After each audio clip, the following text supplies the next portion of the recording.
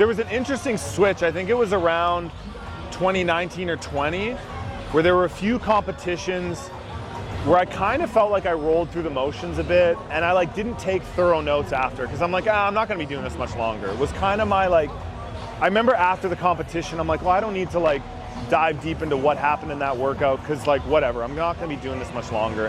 And then I switched my mentality and I kind of created this little expression. I'm like, you have to compete like it's the last time you're gonna compete, but you have to learn like you're gonna compete forever. Like, you have to balance those two things.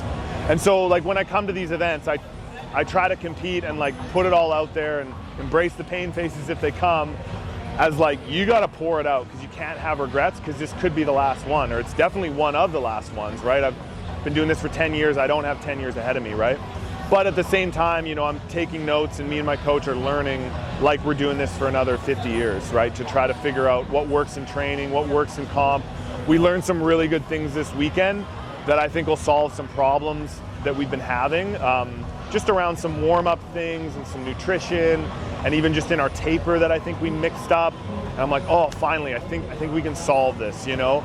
So like, you know, hopefully, you know, pass those on to some other athletes I'll work with down the road. But for now, I think that's kind of the balance I'm striking. And also just trying not to stifle, you know, if there is an opportunity to give some advice to, you know, like chatted with Colton Mertens or with like Jack Farlow and his coach, Mammoth Training, just like be an open book, you know, like, hey, this is, you know, if they have a question, like, this is what I would do, like, these are the things that have worked. Hey, I know a guy, like, I emailed someone for Jack, like, oh, you're dealing with this problem in your training, like, I think I know someone who dealt with that, let me email them. And so, you know, talk to some old games athlete I knew from 2016 and put them in touch. And so just like trying to do that, because at the end of the day, like, that's going to be the stuff that leaves way more of a legacy.